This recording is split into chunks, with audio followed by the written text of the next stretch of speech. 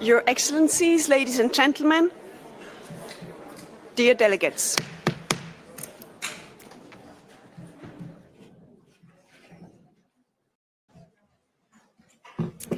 It is my pleasure to open the meeting and to welcome you all to the 86th session of the Committee on Urban Development, Housing and Land Management.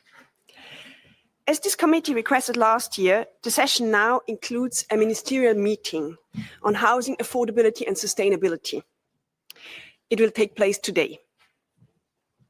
I want to start today by thanking the Secretariat for its work on the preparation of this ministerial meeting and of the commitments that are proposed for adoption later today, and for organizing the whole of the committee session. Thank you very much. The Secretariat has again done a splendid job. I think the discussion during the days ahead can and will be very fruitful. Thanks to the excellent choice of subject by the committee, and thanks also to the knowledge and experience reassembled in this room. I am looking forward to it. Over 200 participants registered to this committee session. They are from all countries of the UNECE regions and beyond, and also other stakeholders represented here today. Many more people will observe the meeting through the United Nations television today, since the Housing Ministerial meeting will be broadcasted there. As in the past, the session is also being recorded. Kindly access the meeting agenda, detailed program, and all the other meeting documentation and information from the UNECE meeting webpage. The statements and presentations from the session that have been made available to the Secretariat will be uploaded on the meeting webpage unless you have objected to this. For any PowerPoint slides and presentations to be made public on the UNECE website, please do not forget to email the Secretariat the required written statement that you hold the copyright of the material used. Lastly, before we move to the adoption of the agenda, the Secretariat invited me to point out that it will be circulating here in the room a list of national focal points for the committee matters. That means for matters on urban development, housing and land management. I kindly ask each UNECE member state delegation to review, validate or to adjust that list. Please sign or initial the list once you have verified the names and contact information it contains. Since early this year, the Secretariat has been updating its contact databases with information that most of your countries have provided. Many thanks for this. However, for some UNECE member states, focal point contacts are still outdated or lacking. In the future, kindly inform the Secretariat of any changes of focal points. Thank you very much.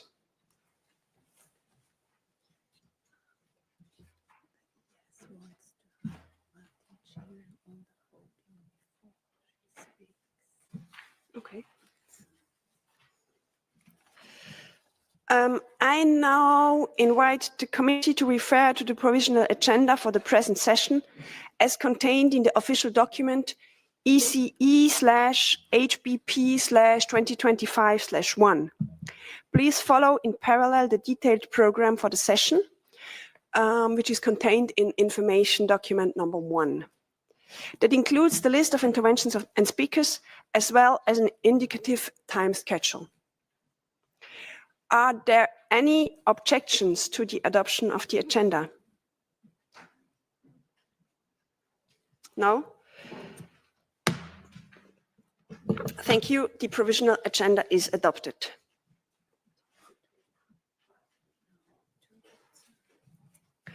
Before I will hand over to Mr. Martin Chiron, who's the State Secretary and Director General of the Federal Office for Housing of Switzerland, to chair the Housing Ministerial meeting, it is my pleasure to invite Mrs. Tatjana Molchan, the UNECE Executive Secretary, to deliver her welcoming remarks. Thank you so much. Excellencies, distinguished delegates, ladies and gentlemen, it is really a pleasure to welcome you today at this ministerial meeting on housing affordability and sustainability. It offers us a great opportunity for UNECE member states to commit to a shared vision for a more affordable, sustainable and inclusive housing across the region, as well as to share the good practices and lessons learned in this respect. And these discussions and these sessions build on a long history, in fact, since its establishment more than 75 years ago. The committee that is chaired by Switzerland, the Committee on Urban Development, Housing and Land Management, has provided a very unique intergovernmental platform for cooperation in this specific field. And from the early years and focus of this committee on the reconstruction after the Second World War to addressing housing quality, energy efficiency, urban development, land administration, and most recently the challenges of affordability and climate change, the committee has continuously adapted to the priorities of our time. A decade ago, building on the work of this committee, member states, you have came together the Geneva UN Charter on Sustainable Housing. So today we mark 10 years since this charter is adopted. This was followed in 2021 by the Regional Action Plan 2030 on place and life in this region in ECE. These were important steps in putting housing at the heart of sustainable development, and also a reminder that housing is not just a roof over our heads. On the contrary, access to adequate housing is a human right, a cornerstone of well-being, a driver of economic and social progress, and a foundation for resilient, inclusive communities. Over the past 10 years, many countries have advanced policies to improve housing quality, promote energy efficiency, and expand access to affordable houses. The committee, you have facilitated the exchange of these good practices, the development of toolkits, technical cooperation projects, helping governments design policies grounded in evidence and in international cooperation. Today, we look forward to learning from your government's experiences, the same good practices, what works, what doesn't work, but also to define strategic solution in relation to exactly affordable and sustainable housing. Yet, despite all these efforts and the progress made, we know that the challenges in this region remains urgent. This was well illustrated in the study of UNECE Real Estate Market Advisory Group last year. For too many households, housing costs are still unaffordable. Rising construction and energy prices, demographic shifts, very important aspect, and the accelerating impact of climate change are deepening inequalities. Equity and inclusion must therefore remain at the heart of our response, ensuring that no vulnerable groups are left behind. The challenges of our times require that respect for human dignity and protect the most vulnerable are at the core of our actions. We need to nourish our national housing strategies with equity, resilience, and sustainability. This is why it's very important for you today to build upon the foundation laid by Geneva UN Charter on sustainable housing by letting the draft ministerial commitment before you chart the course of your joint action for the future. Through these commitments, you will support policies that are efficient, mindful of social, demographic, and environmental change, as well as policies that promises is tested through pilot project and rigorous evaluation. You will recognize the power of local governments, of cross-sectoral platforms that bring together housing, land use, finance, environment, culture, social welfare, and urban design. And this builds well as we have concluded that 2 days of the Forum of Mayors here in Geneva, the last 2 days. You will also carry out land policies that ensure the equitable supply of land to adapt design and construction models that deliver affordability without sacrificing adaptation to climate or demographic realities. Also, a very important commitment refers to the expansion of public, cooperative, social and community-led housing that secures long-term affordability, to limit speculative consumption of housing, to innovate finance, and also green bonds, community-led trusts, to mobilize resources without undermining fairness. Another aim, a very important one, is to scale up sustainable construction, energy retrofits, and regenerative densification by reusing and adapting that we have to serve residents better, to foster connected green neighborhoods. Finally, you will recognize that no country can do this alone. Our path depends on deep international cooperation and peer learning, so that best practices, innovations, lessons learned can travel from one place to another, and we all move forward more swiftly. If these commitments, by adopting these commitments, you ministers and high-level representatives of the UNECE member states will reaffirm the committees and your legacy of 7 decades. It's an important milestone, a platform where governments come together, share knowledge, but also act collectively.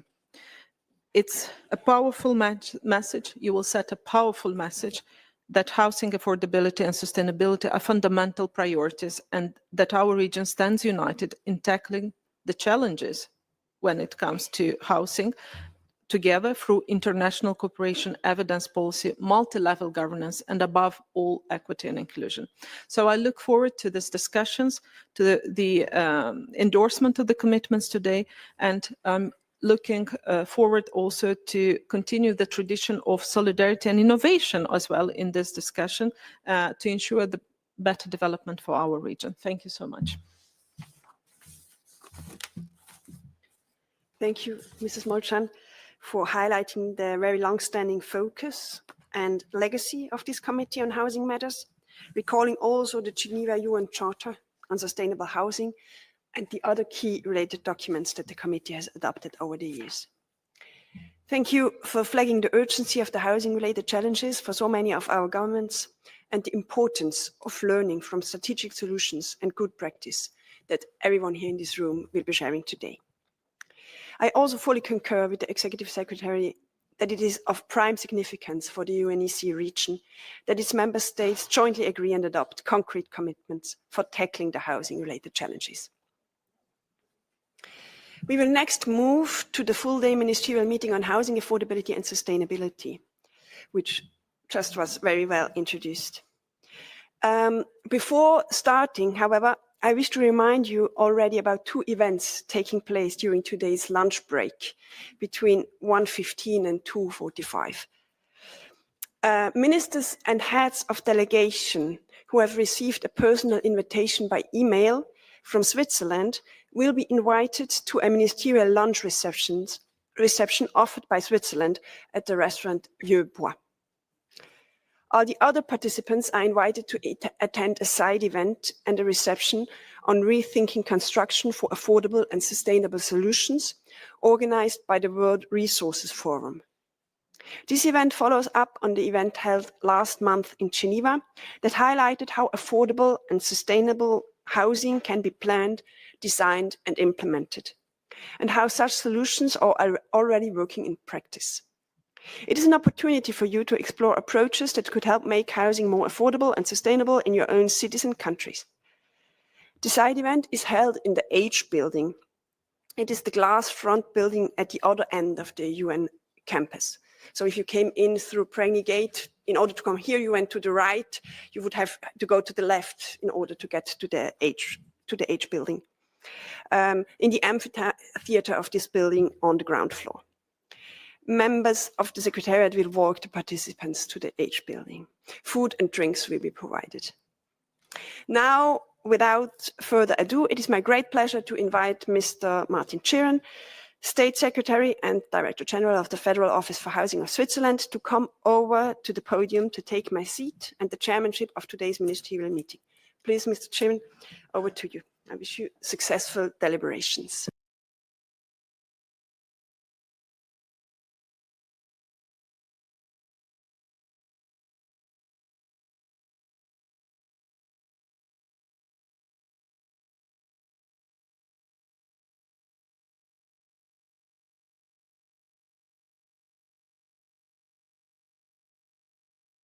Microphone, please, for the chair. Good morning, Your Excellencies, distinguished representatives of members of the delegations. I wish you a very warm welcome to this ministerial meeting. And first of all, I would like to thank the chair, Stefanie Führer, for the introduction, and also for the executive secretary for having made these introductory remarks for our meeting of today. It's a great pleasure to having you all here on this ministerial meeting on housing affordability and sustainability. I'm very pleased to see so many of you here, all of whom are interested in this subject, which is currently very pressing in many places. First of all, I would like to thank you all for traveling to Geneva, some of you from quite far away. I'm convinced that today's exchange of ideas and best practices will be very fruitful. As the Swiss State Secretary responsible for our country's housing policy, I'm looking forward to learning from you, and I'm eager to hear how you are addressing housing shortages and affordability issues, how you're incentivizing the renovation of buildings to reduce greenhouse gas emissions with tight budget constraints, and how you are adapting your cities, neighborhoods, and buildings to climate change. In Switzerland, and I believe that is true of many other countries as well, all of these issues need to be addressed, and quite urgently too. While doing so, we must not forget about socially and financially vulnerable people and their housing. For those people, affordability is important, but so is the quality of their housing and their neighborhoods and infrastructure. This is important in itself and for the quality of life of people living there. However, housing is also central to many other aspects of the functioning of our societies. Without general access to affordable, high-quality housing, meets people needs, any social problems can arise. The questions addressed to today's meetings at the committee meeting over the next 2 days are therefore closely linked to equality of opportunity in our societies. They also have a relationship to many other sectors of public policy, such as education, health, transport, the environment, and social cohesion. Furthermore, they are closely linked to economic growth and development, since different economic sectors can only thrive if their workers can find suitable housing within reasonable distance. In this context, I would like to express my sincere gratitude to the Committee on Urban Development, Housing and Land Management, its Secretariat, and the UNECE as a whole for organizing this ministerial meeting and providing the opportunity for dialogue. The issues we are discussing today are indeed very pressing and timely, which I believe is why so many colleagues are here with us today. You have chosen an interesting topic. It also attracts the attention of the media. It was again confirmed at the dedicated press conference that were organized just before this meeting this morning. We had to stop the questions that were addressed by the media in order to get timely here in this place. This morning, you will first hear some very pertinent introductory remarks and a keynote presentation by UNECE, and other high-level representatives will tell us about the housing-related challenges and solutions in their countries throughout the day. Halfway through the morning session, we will have a break for an official group picture and a coffee. The statements will continue until the lunch break. During lunch break, we would like to the ministers and state secretaries among you who have been already invited by email to join us for a lunch at Vieux-Bois, as Stefanie already told before. Vieux-Bois is at the Brenny Gate just around the corner. I hope you will accept our invitation and look forward to sharing a meal with you. The others are invited to a side event on the subject of rethinking construction for affordable and sustainable solutions, including a light lunch in the H building. The high-level statements will continue in the afternoon, and following the statements in the last part of the plenary, session, the meeting will be invited to review, as needed, finalize and adopt the ministerial commitments. I wish to first draw your attention to the documents for this agenda item, which you will find online from the meeting webpage. I invite the Secretariat to list of the documents on the screen.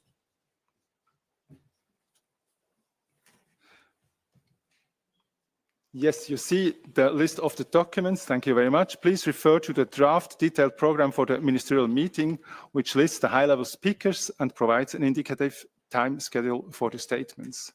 The key document for us today is the draft ministerial commitments that we are here to agree and to adopt this afternoon. This is the official document number 3. Document number 4, the draft outcome document from the Forum of Mayors, was finalized and agreed by the mayors at their meeting that concluded yesterday. The chair of the meeting will present to you this morning the specific housing-related messages from the mayors.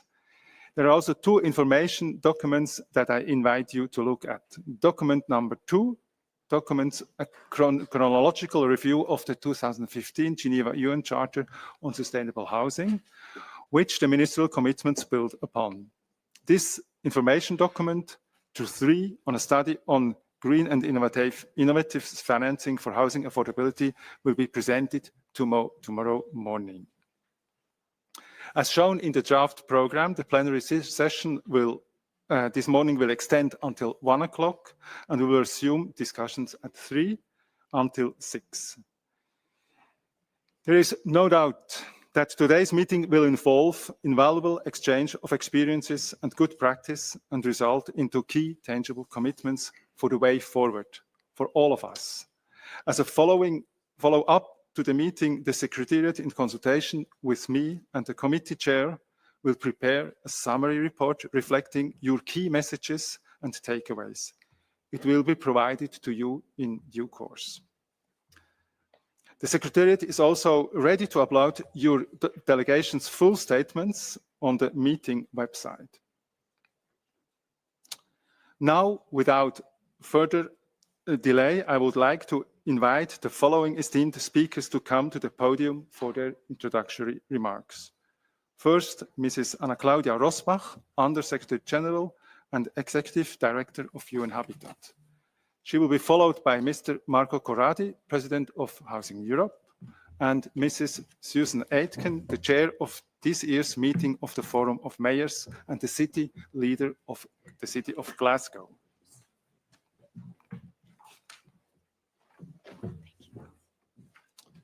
I now invite Mrs. Rosbach, the Executive Director of UN Habitat, to take the floor. You have the floor. Thank you, State Secretary, Mr. Martin Chiren. I would like to also greet the chair and my colleague here, Tatiana, and really appreciate the opportunity of being here with you today. As you know, UN Habitat's headquarters are in Nairobi. So we came all the way because housing is a critical focus for the work of UN Habitat in the upcoming years. So just a few remarks, sharing with you today that the crisis and the challenges that you are facing here in the region are shared at the global level. So we have recognized we are living a global housing crisis at this stage. Some figures, for example, we have almost 3 billion people, suffering of housing inadequacies. We have about 300 million homeless in the world. We have more than 1 billion people living in slums, in what we call informal settlements, lacking access to basic services such as water, sanitation, waste management, and integration to the overall city. So in Europe, Tatiana already mentioned several challenges that you are facing, but I could say that all the factors that she mentioned, like the price of construction materials, inflation, the price of land, the gaps, the housing affordability are common denominators overall in the world. At the big fundamental root cause, we can look at poverty, we can look at income inequality, but at the end of the day, people all over, young people, cannot afford to rent a house, cannot afford to buy a house, aging population cannot afford to stay where they are. And we see, common features more and more spread in cities in the global north, in cities in the global south. So the good news is that we have been seeing practices and a lot of innovation. I had the opportunity yesterday to attend the Forum of Mayors, and I was very impressed by the level of innovation and action from several mayors from this region, but also other regions, tackling issues such as land use planning, looking at regulations, looking at inclusionary zoning, looking at designing dedicated policies and programs for women, for persons with disability, for homelessness, for migrants. So a wide range of programs and policies and actions being taken at the local level. And these are very good news. We also, after 50 years existence of UN Habitat was created 50 years ago and conceptualized in 76 at the Habitat 1 conference in Vancouver, and was created to deal with the challenges of urbanization, and among those, the shelter crisis. Throughout the 50 years of existence of UN Habitat, we learned many lessons. We learned that local drive and participatory multi-level governance is key. We learned that innovations happen at the local level, but the national governments, they hold the key for the policies, for the laws, for the financial instruments, the subsidies, the incentives, and the investments. We also learned that building collectively and incrementally can be more sustainable in the long run. And Tatiana also mentioned the co-ops, the community land trust, the bottom-up community-led approaches. Of those, you have so many experiences here in Europe. We also learned that financial and urban frameworks, they need to match. We need to make sure that the financial flows, they land well in cities and help us to address the housing challenge in a sustainable way. And here I'm talking about private capital, I'm talking about public capital, I'm talking about local revenues, I'm talking about subsidies, incentives, and international financial flows. Considering the lessons that we learned, that I also stated on the new urban agenda, a global commitment endorsed by member states in Quito, Ecuador, 10 years ago, almost 10 years ago, the new urban agenda, and considering that we are living a global housing crisis, this year in May, member states in Nairobi adopted and endorsed UN Habitat's new strategic plan.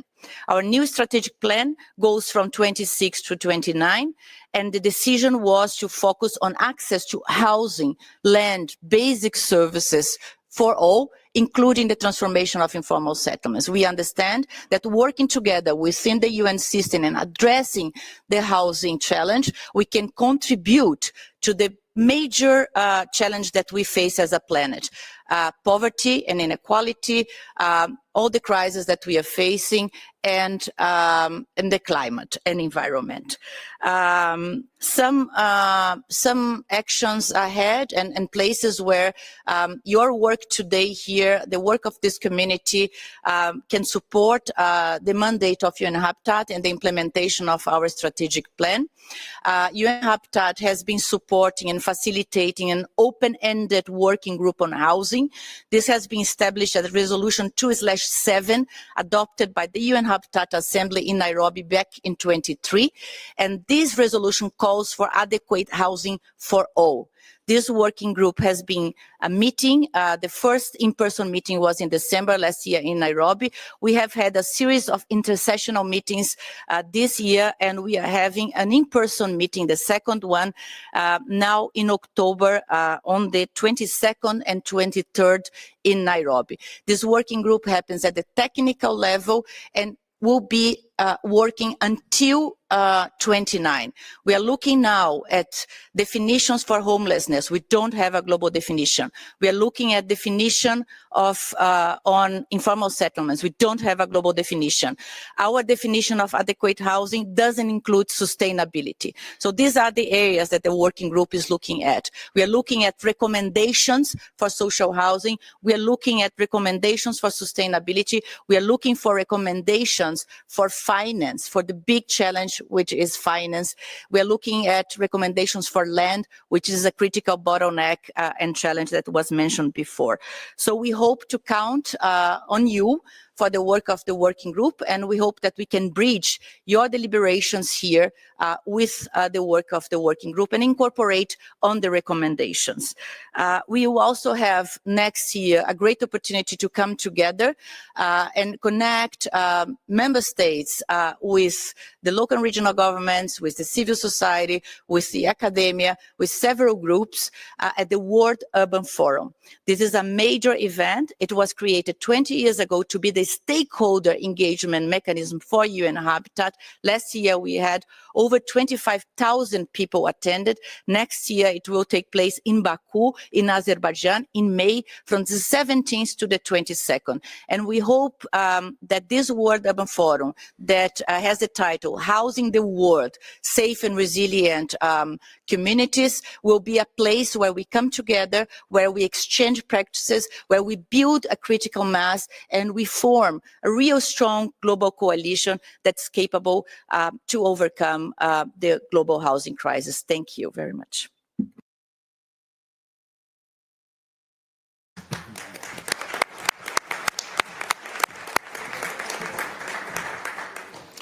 I would like to thank very much Mrs. Rosbach for her introductory, for her remarks, and would like to invite now Mr. Marco Corradi, President of Housing Europe, to take the floor.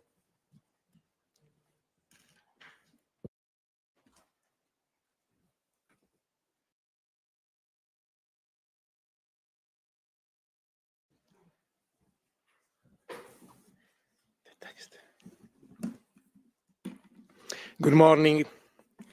Thank you for this invitation, for this very important point.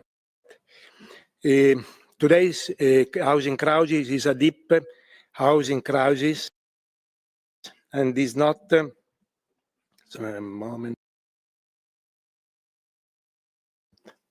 Is this okay? Housing crisis, and it is not just about building, but it is a part of a larger problem. Born a long time ago. We don't have a clear long-term plan. Too often government, national, regional, local, make short-term partial decisions linked to temporary situation without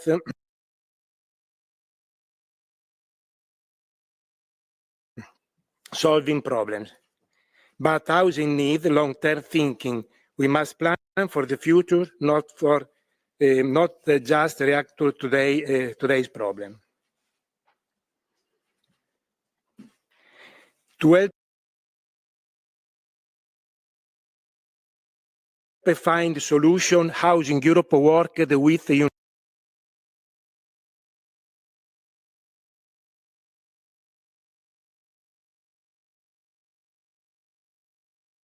UNECE on the Housing 2030. It is important, very important study.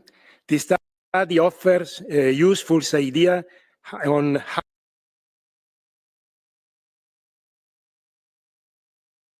how to fix the housing crisis in the long term.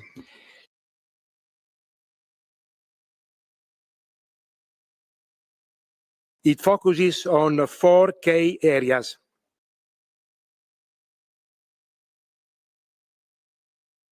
Governance, how housing is managed.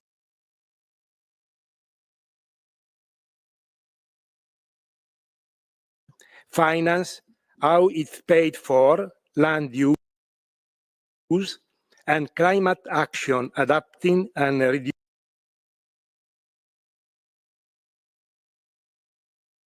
reducing environmental harm.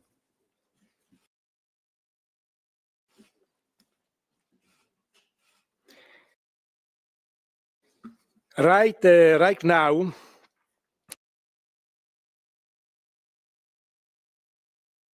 housing is finally getting attention at the European level. But here is the paradox. At the same time, some national governments are making decisions that weaken the housing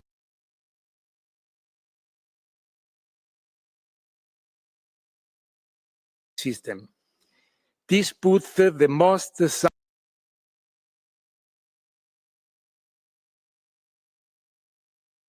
successful types of housing at risk. The ones that are affordable,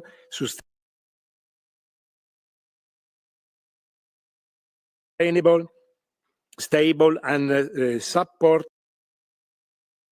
people over the long term, accompanying them towards an economic and social growth. We are at a crossroad. We have to make an important choice. We have 2 options. Option 1, we accept that the social, cooperative, no-profit, and public housing are essential to Europe's welfare system because, like you said, the house is not only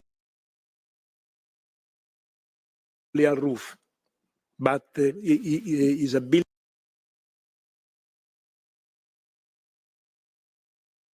where live many people that have a fragile problem. And we invest in them with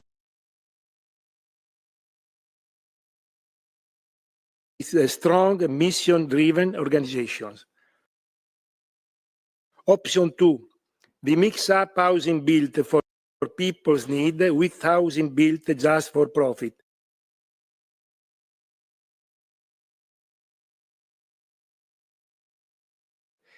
The resulting, because the people don't have income sufficient to pay the rent, the resulting is unsustainable housing, and as a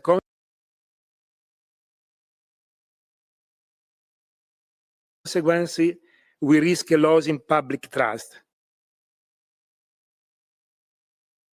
This is not just a technical decision, but it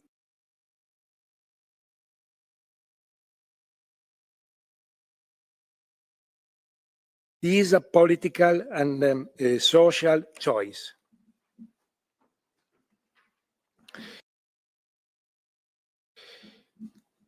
Good housing policy must reflect local need, even in town next to each other. Housing problem can be very different depending on social demographic condition, real estate market, and availability of public-private housing stock. For example, 40% of the population live alone, in particular, people who live alone and need accessibility and support services. We must renovate old energy wasting buildings to reduce energy bill to contrast the energy poverty. We need to help students and workers moving between cities or countries who can afford at home and need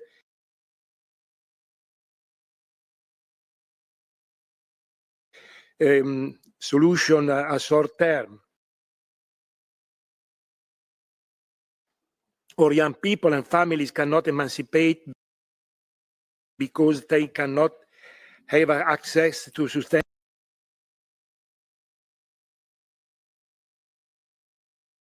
accommodation. This problem affects not only housing, but also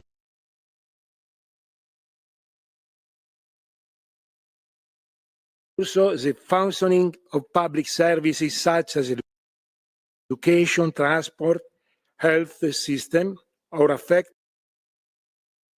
the economic development of the territory and its competitiveness, and affect the social stability. Public cooperative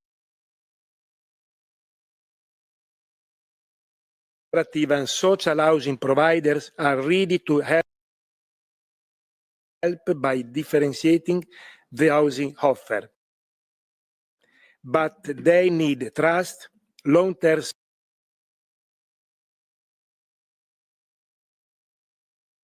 support, secure and continuous financing, long-term planning, recognition that their work is a part of essential public services.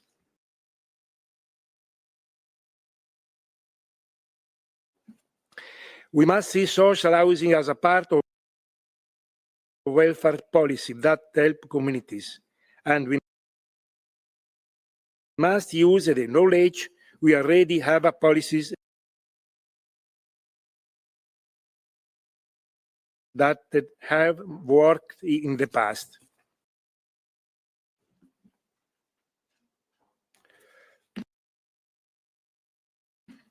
The danger of Hamnet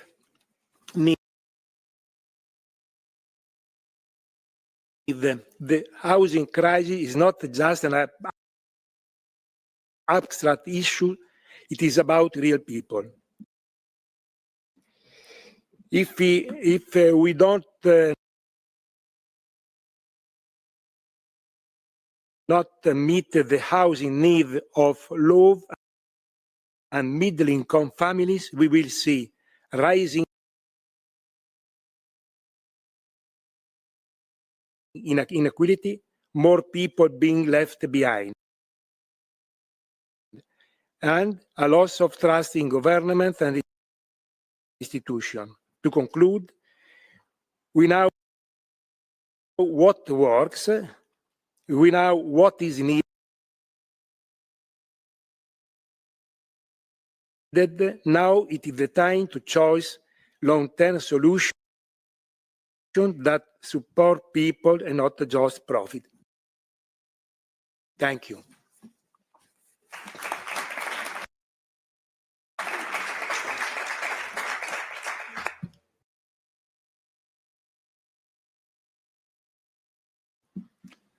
Thank you very much, Mr. Corradi, for this impressive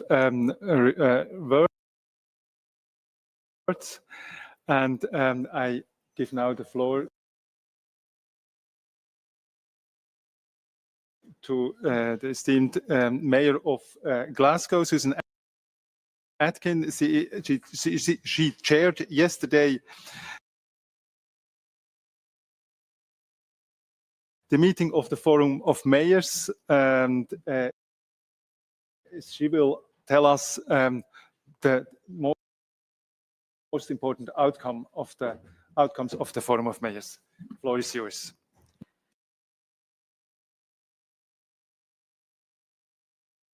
Thank you. Good morning, colleagues. It's my pleasure to be here and an honour to present the housing findings from the 5th meeting of the Forum of Mayors, which took place in this very room on Monday and Tuesday of this week, under the theme Cities Shaping the Future. Over 80 cities gathered with 50 mayors or deputy mayors, and those attending came from across the UNECE region, as well as from Africa, Asia and Latin America, as well as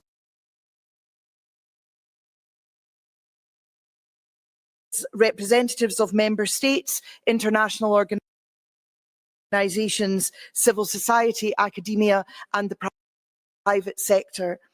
The forum continues to provide a platform for local leaders to exchange practical solutions, showcase commitments and to adopt commitments and recommendations for member states.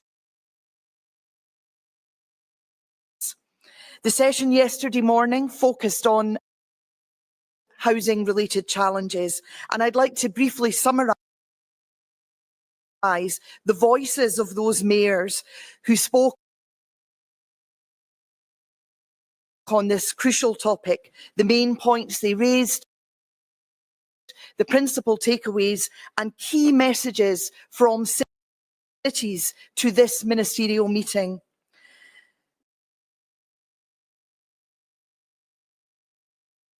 Mayors highlighted a range of persistent challenges, but also innovative practices and actionable, scalable solutions regarding the housing situations in their cities.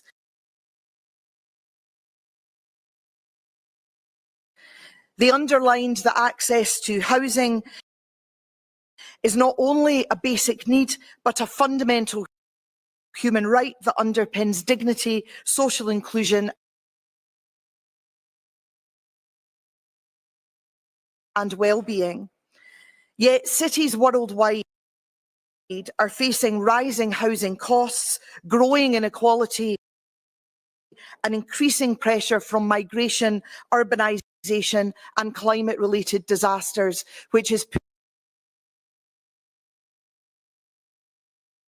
pushing people into either inadequate, insecure housing or into having no home at all. Housing affordability and availability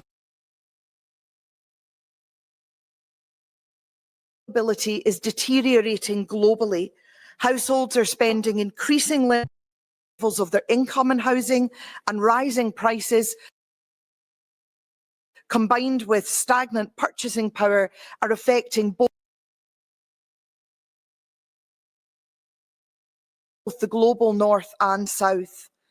Local governments are on the front line of the housing crisis, but we also often lack the legal, financial and institutional capacity and tools to respond effectively. Challenges include limited fiscal capacity, ageing housing stock, the need for energy transition, disaster displacement, and the loss of housing supply to short-term rental markets. Despite these constraints and across regions, cities are implementing diverse solutions, from social and cooperative housing models to community-led developments and public-private partnerships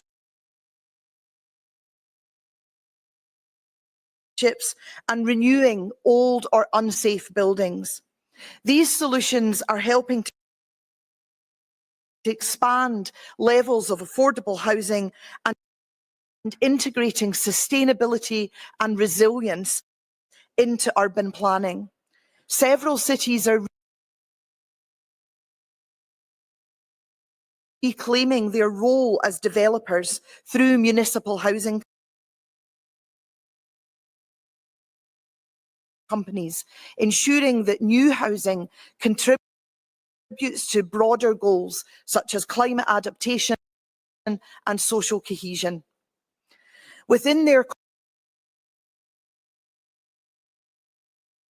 contributions, mayors also made clear that cities are powerful engines of innovation, piloting solutions such as municipal housing companies, affordability quotas in new developments, climate adaptive design and community-led projects, all of which can inform and transform national and international strategy. Perhaps the most unifying theme was that the agreement that housing must be seen as much more than just the provision of shelter. Housing is a catalyst for achieving better health, education outcomes, employment,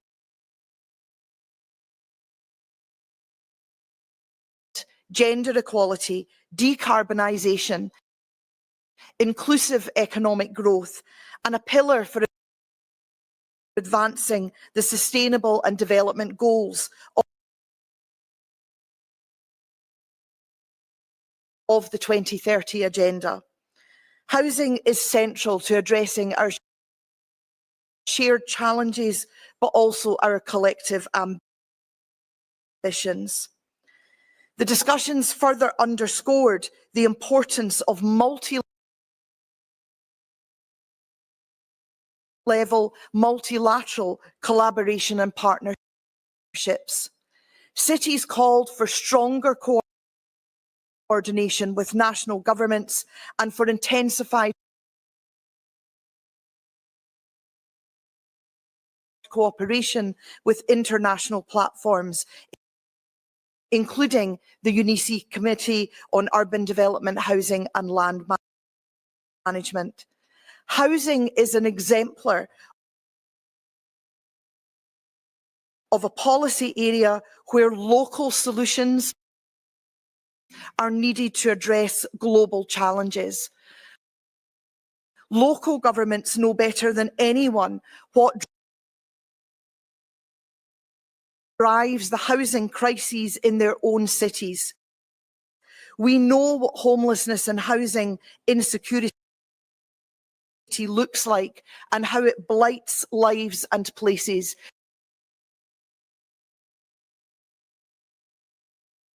Because it is literally on our doorsteps and in our local interactions with the constituents that we serve. And we know what the solutions look like for our places and people. The small c in cities, communities were highlighted as essential actors driving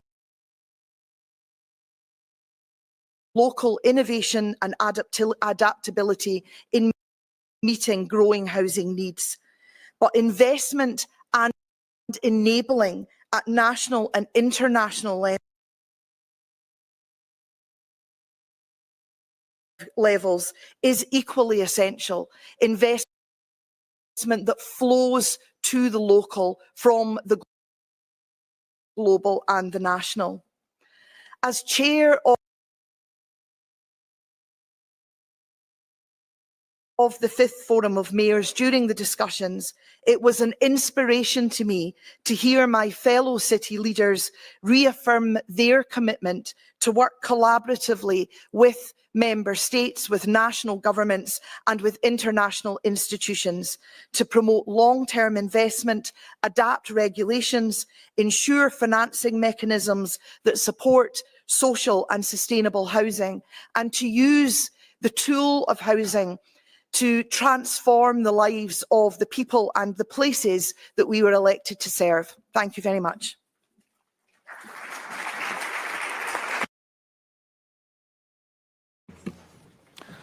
I thank very much Mrs. Aitken for these informations and for these messages from the Forum of Mayors.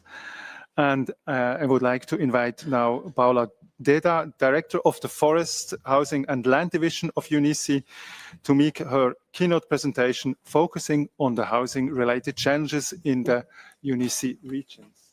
Paula, you have Thank the you, floor. Mr. Chair. Good morning, excellencies and delegates, and actually also mayors and city leaders. We are so happy to see that alongside ministers, we also see the flags of so many cities.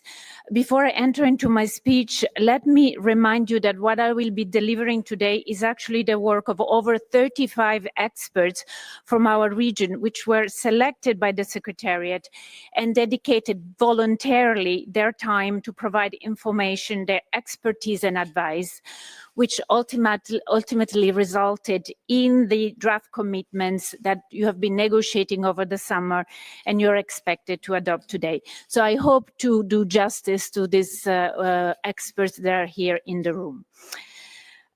Across the UNECE region, we face a growing crisis of housing affordability and sustainability. Everybody is stressing this. Housing costs are rising faster than incomes, particularly in our cities. Many low and middle income households are overburdened by housing expenses. On average, households spend around 1/4, 25% of their disposable income on housing. But for those below the poverty line, the figure rises to 44% of the household income. In a few countries of the region, the share of housing costs even exceeds half of the household income. For instance, Iceland, 51%, Luxembourg, 62%. 1 in 3 low-income households, 33%, is pushed into poverty by housing expenses.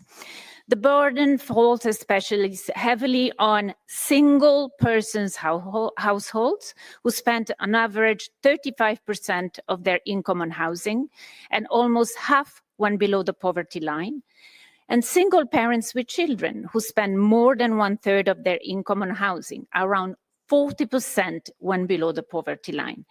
Families with children and older persons are also disproportionately affected by this. This crisis is driven by stagnant income growth, rising housing prices, and escalating construction costs. Young people, families, newcomers, and first-time buyers face steep barriers to entering housing markets. Since 2007, declining ownership rates in 19 countries of the UNECE region, including Iceland, Ireland, Spain, Denmark, have deepened reliance on rental markets, where affordability pressures are more severe. At the same time, the financialization of housing, which means treating homes primarily as speculative assets, has amplified inequalities and weakened the social purpose of housing. Expanding public and non-profit housing is essential to restore access for those most in need. Beyond these challenges, a more specific and immediate pressure waits on cities. Vacancy rates have reached historic lows, exacerbating the housing scarcity. For instance, in Switzerland, only 1% of homes stand vacant. And in Zurich and Bern, short-term rental listings outnumber available homes by factors of 10 to 17. This is far from unique. From New York to Berlin, vacancy rates often hover between 0.1 and 2%. In tourist destinations such as Paris or Barcelona, rising housing demand coincides with tens of thousands of apartments diverted into the short-term rental market. The rapid expansion of platform-driven short-term rentals has added visible pressure to overstretched housing markets. Some cities, such as Berlin and Amsterdam, have moved to regulate this sector to protect the balance between homes for residents and homes for visitors. Yet, in many places, this balance remains unsettled. This is not only a market challenge. It is fundamentally about people. Every vacant unit counts. Rising rents combined with supply shortages deepen inequality and social exclusion. This is why clear data, fair regulation, and policies that distinguish casual sharing from large-scale commercial operations are urgently needed. Above all, the benefits of the sharing economy must never undermine our basic human right to accessible, affordable, and adequate housing for all. Sustainability adds another layer of challenge. Housing accounts for about 30% of both energy use and CO2 emissions in the UNECE region. Much of our housing stock is aging and inefficient. Retrofitting the existing housing stock often brings higher environmental and social returns than building new units in already dense cities. Yet, high upfront costs and funding gaps prevent municipalities and housing providers from acting at the needed scale. The social consequences are severe. Homelessness and inadequate housing persist even in high-income countries. Rising energy prices have deepened risk of energy poverty, with gas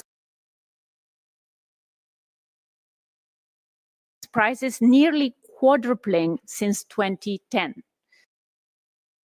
Without targeted subsidies, energy-efficient measures risk placing even greater burdens on the most vulnerable. The risks of inaction are profound. The housing crisis cannot be solved in isolation. Housing is an economic issue, shaping financial stability, investment flows, and household balance sheets. It's a public health issue, as poor and overcrowded housing directly affects both physical and mental well-being.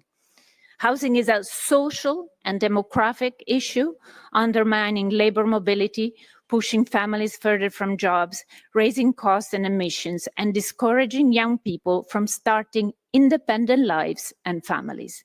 And housing is a climate issue, because retrofitting housing is one of the most effective tools to cut emissions. Without safeguards, however, efficiency measures can inadvertently worsen affordability. And housing is a political issue, because decisions on housing shape trust in institutions, intergenerational equity, and social stability. Housing also determines how our cities grow and how people move within them. Fragmented land governance undermines efficiency, while national strategies that empower municipalities and align incentives can help bridge that gap. Experts in our consultations were clear. Affordable housing is a lever for climate resilience, social equity, and sustainable urban development. We know what works. Integrated policy frameworks that link housing, climate, and energy. Active land policies that curb speculation, stabilize rents, and create steady pipelines of affordable housing. Transparent, disaggregated data, and interoperable information systems that enable targeted interventions and accountability. And above all, political prioritization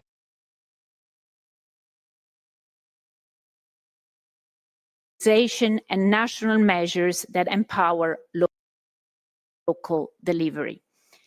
Colleagues, we must act decisively. Integrated housing policies that combine affordability with sustainability are urgently needed. Our analysis and expert consultations point to clear priorities. Scale up energy efficiency retrofits, prioritizing retrofit-first approaches with targeted subsidies and affordable finance to protect vulnerable households from energy poverty. Expand affordable supply through public, cooperative, and non-profit housing. Examples include Austria's subsidized zoning, Slovakia's delivery of nearly 50,000 social dwellings, and Turkey's construction of 1.3 million units since 2003. Adopt active land policies to curb speculation and release vacant and or underused property for social use. Develop national housing strategies with strong coordinating authorities to bridge the gap between national and municipal levels to remove regulatory bottlenecks. And invest in robust data ecosystem, open, interoperable, and disaggregated to design targeted policies, measure impact, and ensure accountability. Protect households with secure tenure, rent regulation, and safeguards against eviction, particularly during renovations or economic shocks. We should also strengthen international cooperation on housing finance and knowledge exchange. Excellencies, as we mark the 10th anniversary of the Geneva UN Charter on Sustainable Housing, let us reaffirm our shared commitment to its principles. Let us also recognize the urgencies of implementation. Affordable, sustainable housing can transform our cities into inclusive, resilient, and regenerative communities. At UNECE, we have analyzed data, consulted with experts, and supported the negotiations of the draft ministerial commitments on housing affordability and sustainability. Now is really your moment to change the course, to send a strong message by committing to improve the housing situation in our countries and through this in the UNECE region. The evidence is really clear. Without stronger public investment, coordinated governance, and political prioritization, the housing crisis will deepen and the social and health costs will multiply. The knowledge exists, the tool exists, the data confirm the urgency. Now the political momentum must follow, and hopefully it is today also with the adoption of the principles. Thank you so much.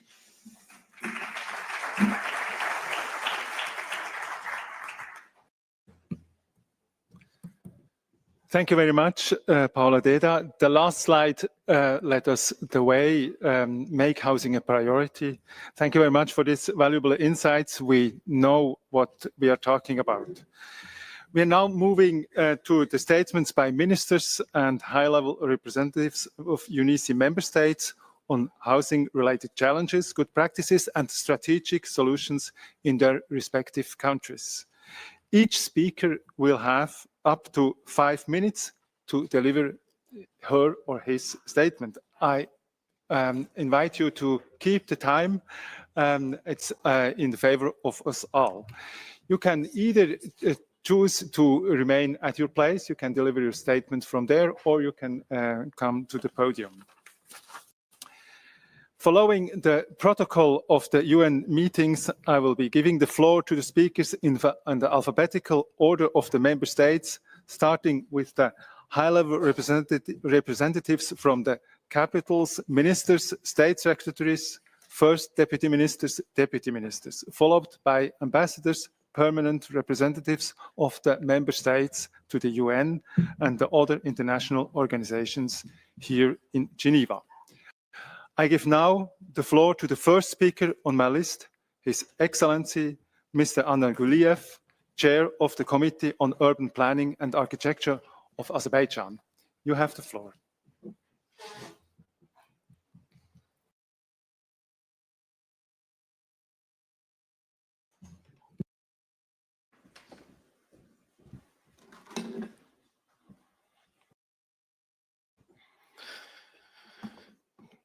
Dear Chair, Excellencies, distinguished delegates, ladies and gentlemen, it's a great pleasure for me to address this meeting, and I would like to extend my sincere appreciation to the leadership of UN Economic Commission for Europe for dedication to advancing sustainable housing policies across our region. Today we gather here to discuss discuss the housing challenges, from ensuring access to and affordability to improving the quality, sustainability, and resilience of housing. But when we speak about affordability, we must ask a fundamental question: what makes housing truly affordable? It goes far beyond construction cost. It requires a holistic and inclusive approach that brings together economic, social, technical, and legal dimensions. Ensuring housing affordability means having the right financial instruments, state support and subsidies in place. It means that housing developments are well connected to social infrastructure and essential services. It also requires a sound legal framework, spatial planning, and effective land use policies, construction standards and norms that promote energy efficiency and safety. Only when these elements work together, we can create housing that is not just affordable, but inclusive, resilient, and sustainable. In Azerbaijan, affordable housing is not seen as a commodity, but as a foundation for inclusive growth.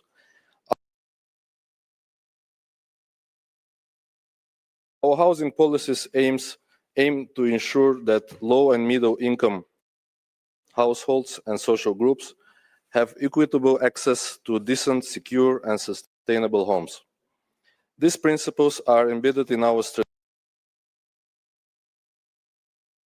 roadmap on affordable housing approved in 2016, which defines the government's long-term vision and serves as a framework to strengthen institutional mechanisms and expand housing finance. To meet the growing housing needs of diverse population groups, the government of Azerbaijan established MIDA, the State Housing Development Agency, in 2016.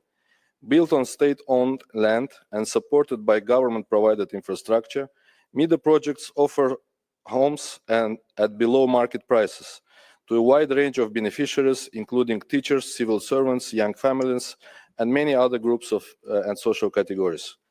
These projects, implemented not only in Baku but beyond in other regions, are designed as inclusive neighborhoods, ensuring that communities are well connected and socially cohesive.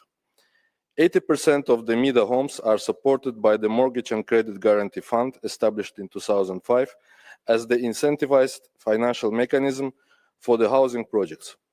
Fund provides long-term preferential housing loans with interest rates of 3 to 6%, which is significantly below the market rate.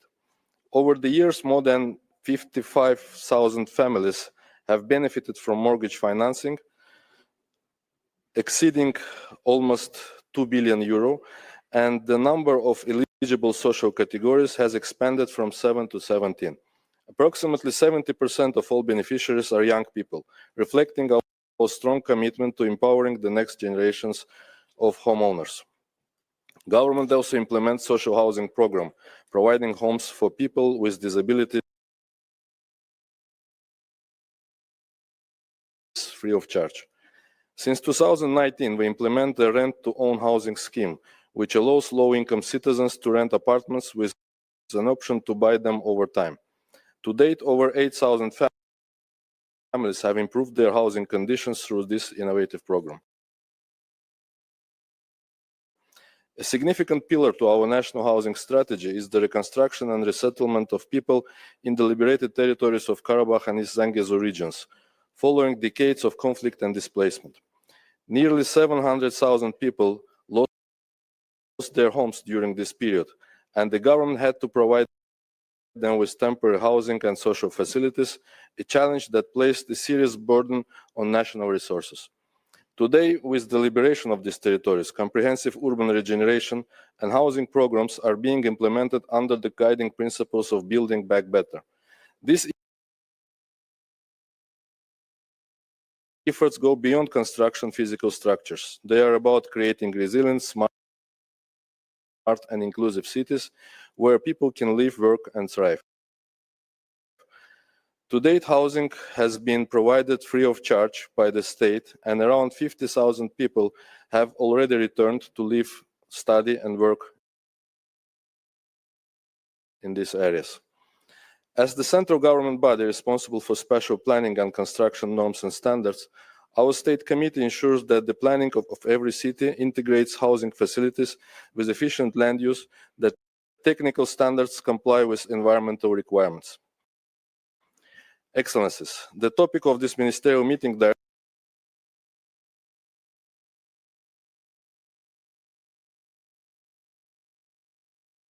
resonates with the theme of the upcoming 13th session of World Urban Forum, which Baku will proudly host from 17 to 22nd May 26, under the theme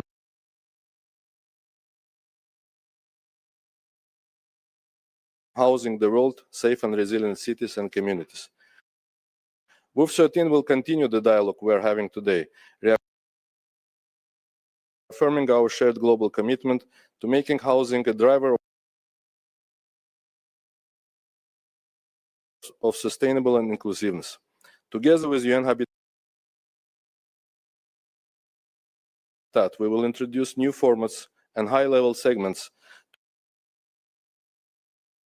to ensure that they are more interactive and outcome-oriented, that cities are broadly represented to more actively engage in discussion of the challenges they face today. I invite all countries to join us at WUF 13 in Baku coming May to continue this important dialogue and to turn our shared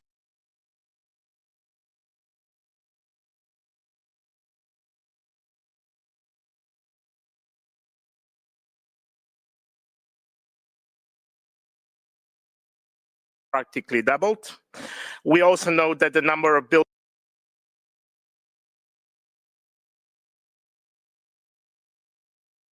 permits issued in Slovenia is steadily decreasing. And additionally, the growth of housing prices is significantly outpacing real wage growth.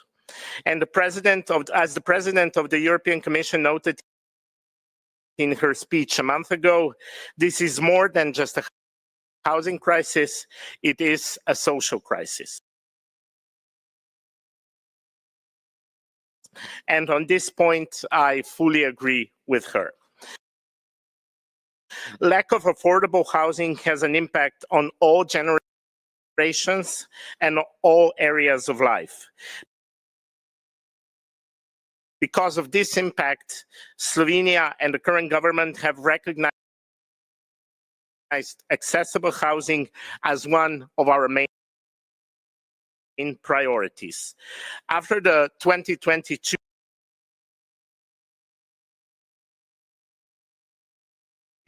Slovenian election and the elections,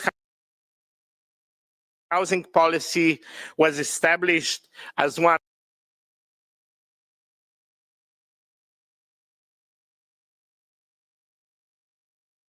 of the planned key reforms of the new government. The main goal of the government and the newly established Ministry of Solidarity-Based Future is to ensure an adequate supply of public rental housing, which also, while also recognizing the importance of activating the existing housing stock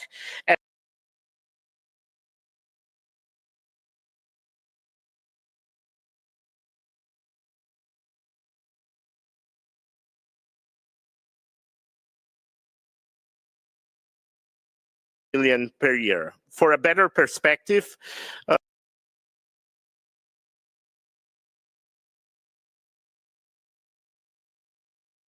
we have to consider that Slovenia has a total population of 2.1 million. Thus, we have actually launched a substantial investment cycle in the construction of public rental housing, underscoring Slovenia's long-term commitment to provide accessible and affordable housing for all. Slovenia also welcomes the inclusion of the housing policy on the EU agenda, both with the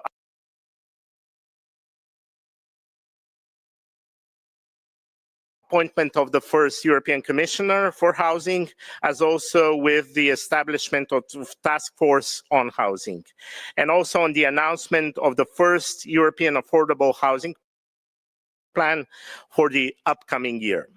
While housing policies falls within the competence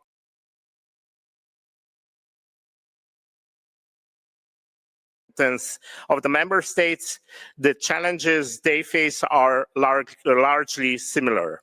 Therefore, the pursuit of common solutions and the exchange of best practices on the level EU and globally are of the paramount importance. Slovenia is making resolute progress in establishing a stable, predictable, and fit-for-purpose financing model for public housing construction, one that will support long-term planning and the development of new housing projects. A reliable and sustainable funding framework is essential to ensure continuity on investment and implementation of public rental housing initiatives.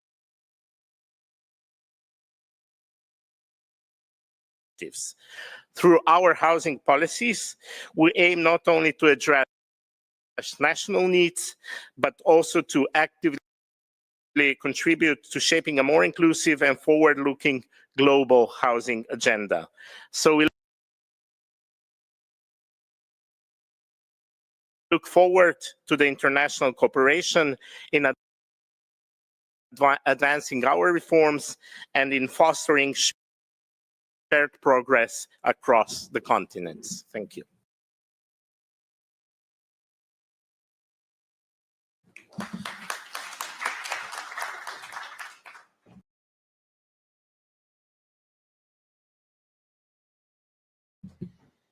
Thank you very much. And now we move on to His Excellency Mr. Nizam Mirzozoda, Chairman of the Committee on Architecture and Construction of Tajikistan.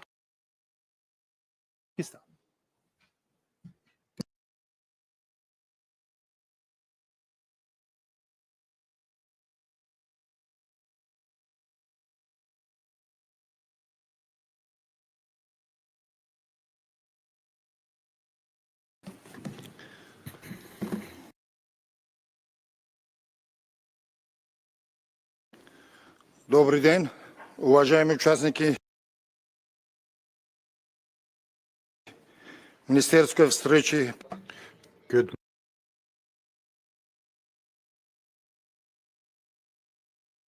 morning, and I'm very happy to greet you. And I'll be talking about strategic development of the construction sector and provision of the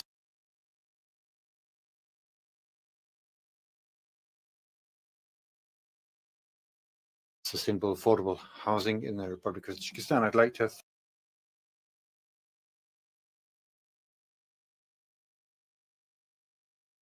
thank you all for the opportunity presented to me to speak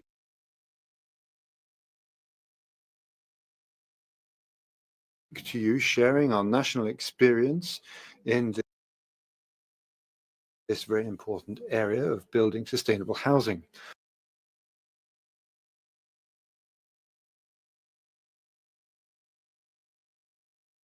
Colleagues, since the political independence of our country and our transfer to a market economy, our country has gone through major changes in the construction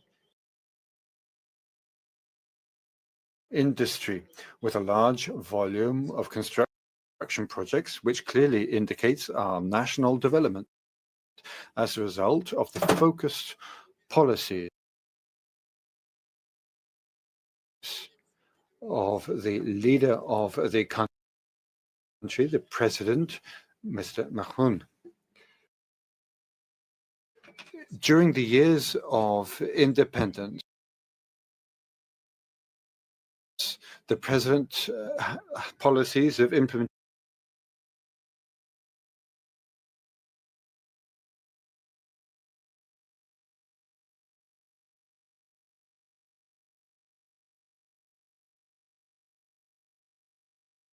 all the kinds of natural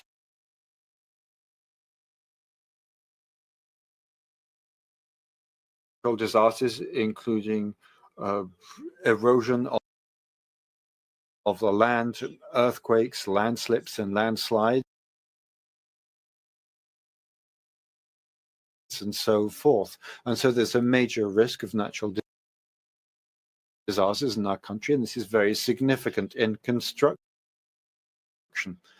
The issues of ensuring seismic safety has become all the more central with a new law on seismic safety to ensure hydrotechnical infrastructure in the country, agricultural and industrial facilities also, and all cities are protected from the possible impacts of natural disasters. This is particularly true for public infrastructure. At a high level, we've worked on resolving the challenge of ensuring seismic safety, including all state structures. We adopted this major law on seismic safety as a result of that broad consultation. In recent years, we've implemented a number of state policies to develop housing with a construction policy for sustainable housing construction. This includes an emphasis on stimulating regional and provincial construction of housing, taking into account local trends, promoting energy-saving materials, ensuring seismic resistance, notably in areas where there are often earthquakes, developing a mechanism for state support for low-income parts of the population and access to cheap housing, for sustainable urban planning. A major component of our policy is partnerships with international organizations, and this includes the UNECE, the UNDP, the World Bank, and other organizations bring us the best experience and international best practices. We are convinced that reinforcing international cooperation, interaction, and sharing experience is a key regional factor for achieving sustainable development in construction. In conclusion, I would like to state that we stand ready to work with all our partners, including in the UNECE, the Council of Europe, and other parties interested in working with us to promote sustainable housing policies in our region. We say that seeing something is better than 1,000 words, so why don't you come and visit our country and see the Pearl of the East, which is our national capital. Thank you.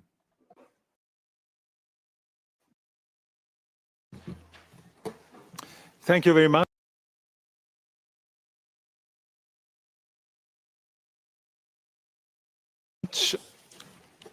For this presentation, we come now to the next speaker on the list, His Excellency Murat Kurum,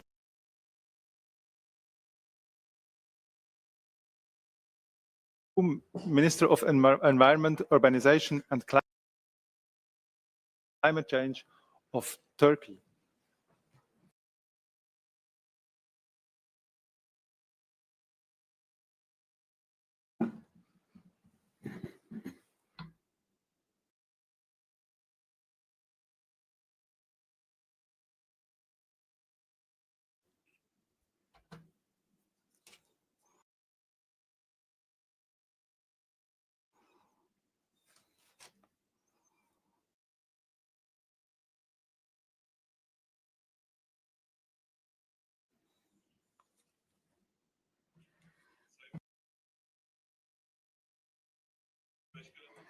Distinguished Chair,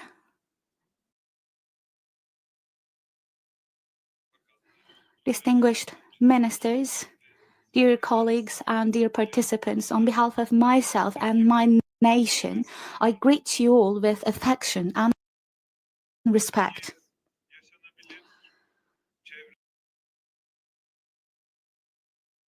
Turkey is an important country when it comes to livable habitats, climate change, environment, and urbanization and construction, because we do not leave our sincerity to the mere hands of wishes only. On the quite contrary, we actually support our practices with the legal regulations. With all construction efforts we take in all our 81 provinces, we place the quality of life of our citizens in the hearts of these operations. Let me explain this and elaborate further on with a great example that is to all of yours knowledge. As you know, in 2023, we have experienced a major earthquake disaster that affected 14 million of our citizens. And in only 14 days after the earthquake, we laid the very first foundations and we turnkey delivered the very first housing units to the survivors only 45 days after the earthquake. Today, at the point that we reached, we are reconstructing at a pace that is rarely seen in the world, constructing 23 homes per hour and 550 homes per day. Thanks to these determined efforts, we have so far turnkey delivered 300,000 housing units to our citizens. And by the end of the year, we have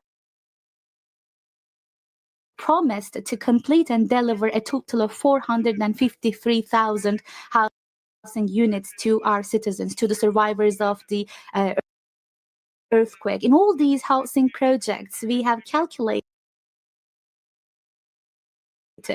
and implemented environmentally friendly infrastructure, high quality materials, social facilities, access to services.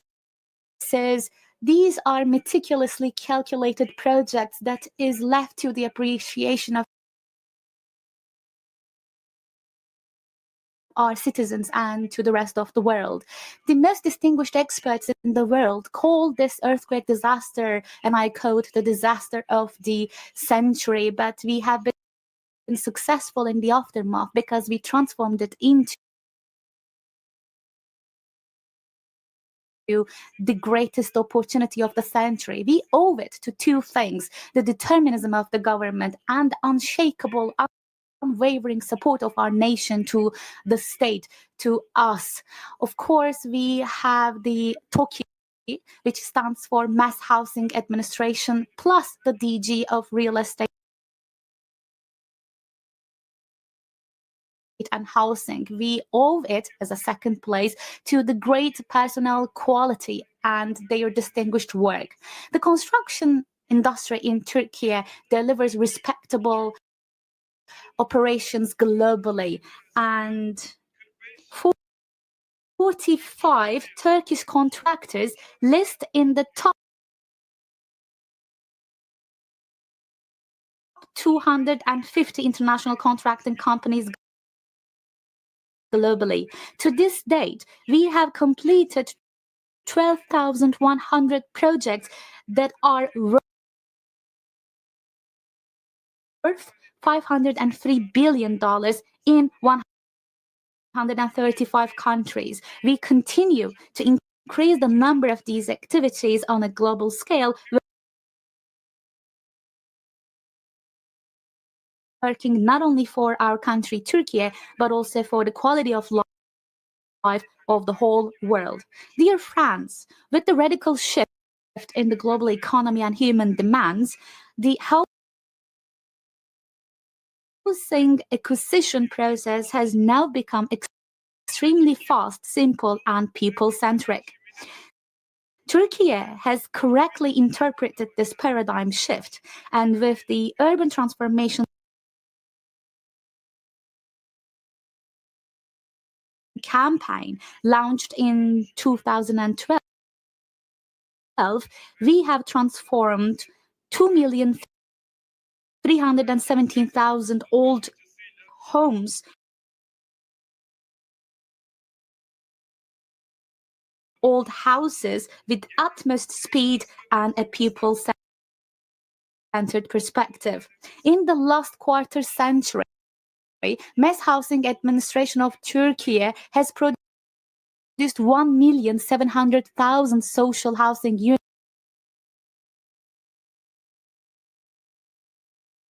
that has been delivered to 5 million citizens of Turkey, together with the necessary infrastructure and the social facilities. This is a safe housing success.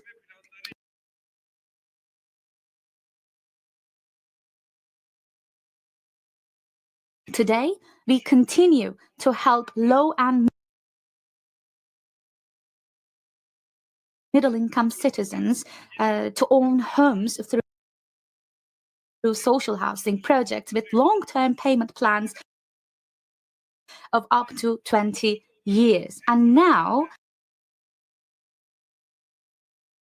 we are again launching our new 500,000 social housing campaign to help our citizens who do not own homes at affordable prices. And with this hybrid system that we've established, we offer ownership opportunities through low installment cost to these citizens on one hand, but on the other hand, we ensure ease of access for everyone with our newly developed rental housing model, because this part is really critical to us. We consider these housing projects not only as part of just accommodation policies. We see these as keys for resilience against disaster. We see these as key for accessibility, for social inclusivity and social justice. These are the most concrete reflections of these overall policies. Distinguished participants, as I conclude my remarks, I would like to highlight that under the auspices and strong leadership of His Excellency's President Recep Tayyip Erdogan, and thanks to the strength of our private sector, and thanks to the banking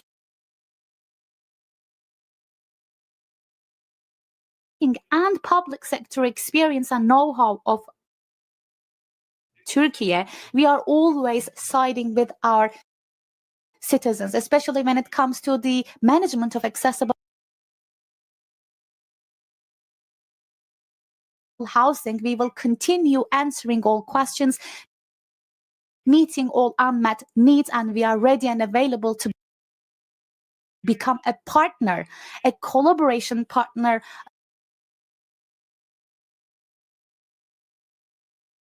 globally as well. But before I conclude, I must reiterate the atrocity that is going on in Gaza, the genocide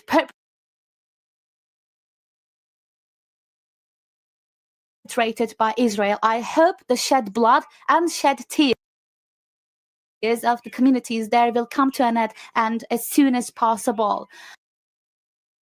86 million people of the Republic of Turkey, we always, with all our people, side with the oppressed and against the oppressor. And I would like to underscore this in front of you all, and I pay my respect to each and every one of you. Thank you very much for your kind attention.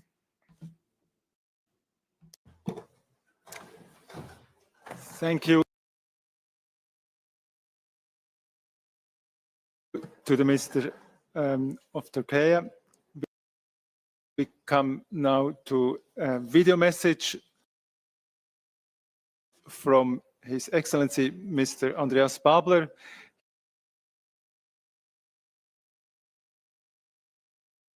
He is Vice Chancellor and Federal Minister of Housing, Arts, Culture, Media and Sport of Austria.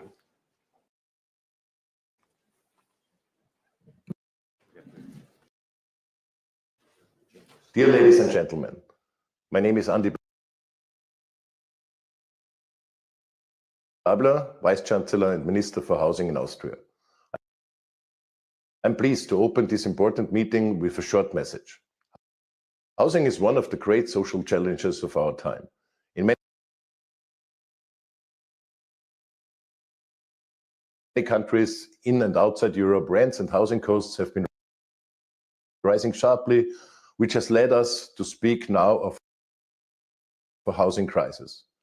General inflation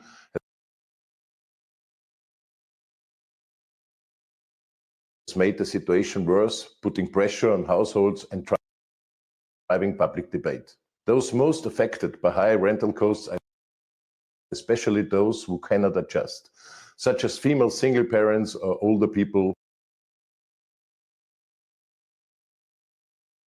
living alone. 2/3 of all Europeans are concerned that they may no longer be able to afford housing in the future. More than 90 million households in Europe cannot afford housing and energy costs. In Austria, we build on a long tradition. We have invested in social and affordable housing for over 100 years. Today, most tenants live in city-owned or non-profit apartments. Our guiding principle is very clear. Housing is not a commodity, but a fundamental right. Nevertheless, my country,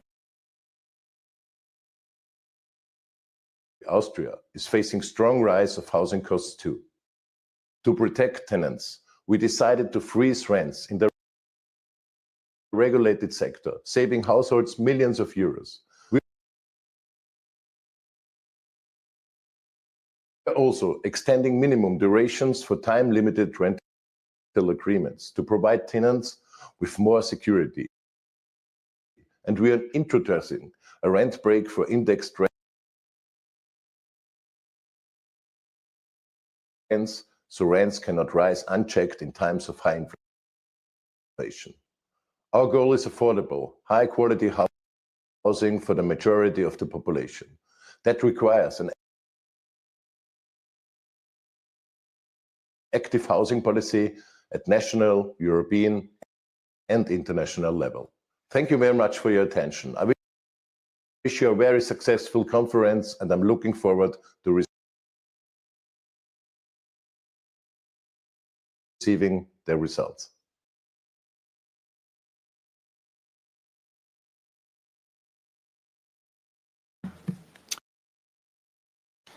Thank you very much for this, especially short intervention. That's very much appreciated. We move on our list of speakers. The next speaker is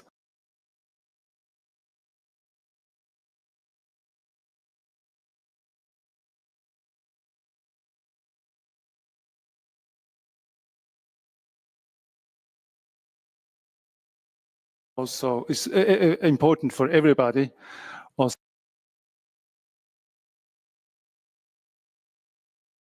for Ukraine. We move on now to the next speaker on my list is Mr. Željko Ulir. He's State Secretary, Ministry of Physical Planning, Construction and State Assets of Croatia. You have the floor. Thank you. Dear Chair, Excellencies, distinguished colleagues, ladies and gentlemen, I'm honored to speak on behalf of Croatia about housing in UNECE. The last time that states gathered here at a ministerial meeting on housing, the world was facing the COVID pandemic, one of the largest global challenges and uncertainties in recent history. During this lockdown, Croatia was also struck by two devastating earthquakes which destroyed infrastructure and private homes, leaving deep marks on lives on our people.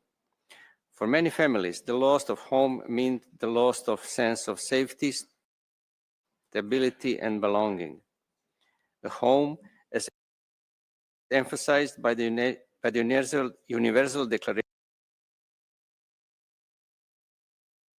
of Human Rights, represents a fundamental human right and is essential for dignified life. The post-earthquake reconstruction in Croatia is based on the Build Back Better principle. Our goal is not only to repair buildings, but to build more resilient, safer, and more energy-efficient homes in accordance with the 2030 Agenda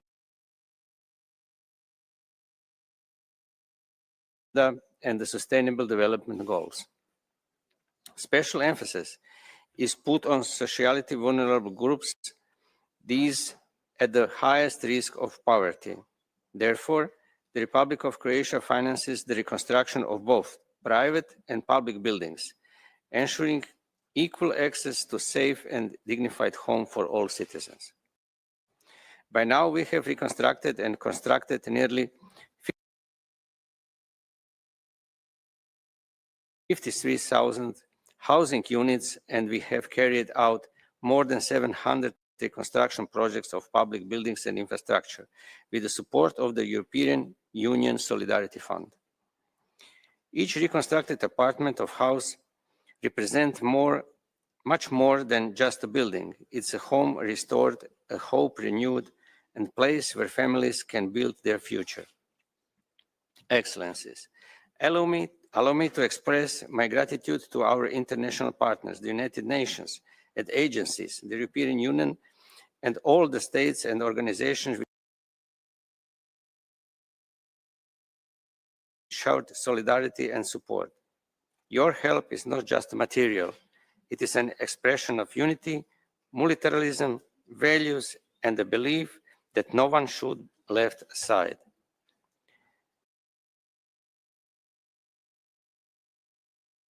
Global challenges have not spared us either. Rising prices of energy sources, inflation, labor shortages, and tourism pressure have all led to 54% increase in the price of residential real estate over the last 4 years, significantly reducing housing affordability. Affordable housing has become one of the key developmental and social issues of our time. In response to these challenges, after in-depth research, this year the government of Republic of Croatia adopted the National Housing Policy Plan until 2030. The national plan relies on 4-stage levers to establish sustainable system for affordable housing: tax, financial, land and environmental and energy levers. It represents a long-term framework for just, sustainable and inclusive housing, in accordance with international obligation and universal values of the United Nations, and it consists of 3 objectives. First, affordable housing; second, sustainable housing; and the third, managing space for housing purposes, across 9 measures, because in housing issues, the rule one size fits all just do not work. Excellencies, a home is not just a roof over one's head.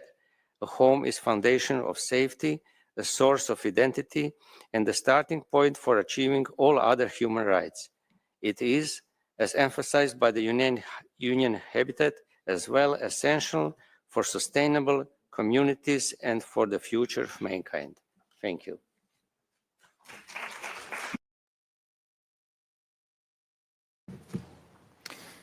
Thank you very much to the colleague of Croatia.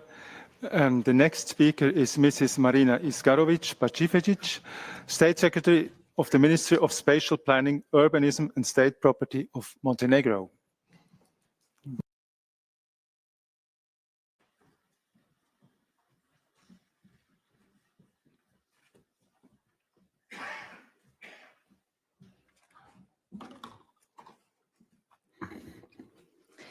Your Excellencies, distinguished representatives, ladies and gentlemen, I would like to begin to express my gratitude for the opportunity to take part in this important ministerial meeting and to share recent developments, achievements, and challenges in the housing sector in Montenegro.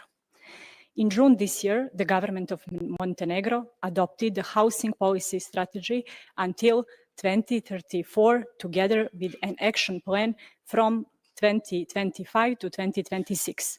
This strategic document sets out a new vision and the long-term goals for sustainable housing development, building on the foundation laid by our previous national strategy for the period 2010 to 2020. Our vision is clear: to ensure that every citizen has access to affordable, high-quality and energy-efficient housing, with particular focus on vulnerable groups. We aim to prevent homelessness, reduce energy poverty, and promote inclusive, balanced development in both urban and rural areas. To support this vision, the strategy outlines several key measures, most importantly, expanding the stock and publicity on housing and improving the quality and maintenance of existing housing stock. The state must play a more proactive role as an investor, leaser, and maintainer of public housing, offering homes at below market rates to those in need. A cornerstone of our approach is the establishment of a national housing fund, envisioned as the central institution responsible for planning, constructing, managing, and maintaining state-owned housing. In this regard, we are currently working on strengthening the regulatory and institutional framework with a strong emphasis on improving the rental market. As part of our European integration process, the Ministry of Spatial Planning, Urbanism and State Property has launched the alignment of national legislation with EU standards. With the valuable support of UNECE and grant from Council of Europe Development Bank, Montenegro has developed a country profile on housing, urban development and land management. This report contains expert recommendations in key areas such as energy efficiency, smart cities, land use, and overall sustainable development. In June this year, Montenegro also adopted a new spatial plan, which provides a strategic spatial framework for the implementation of our housing policy goals. The housing strategy is structured around four strategic objectives. First, improving the legal framework by drafting new laws, including a law on housing support, a law on building maintenance, and a law on apartment leasing. Second, improving housing quality. Third, increasing the available and affordable housing by supporting new construction projects, offering subsidies and development alternative housing models for vulnerable groups. In this regard, I would like to highlight the 1,000 plus housing project implemented in cooperation with the Council of Europe Development Bank, a project that has received widespread public support. However, many young people and low-income families still face housing challenges, which is why the government is committed to the new project Velebrdo, a new development aimed by extending access to affordable housing, and fourth, developing a comprehensive rental policy. Montenegro remains firmly committed to the principle of affordable and sustainable housing for all. We strongly believe that though strategic planning, inclusive policy, and strengthened international cooperation, this goal is within reach. Thank you for your attention.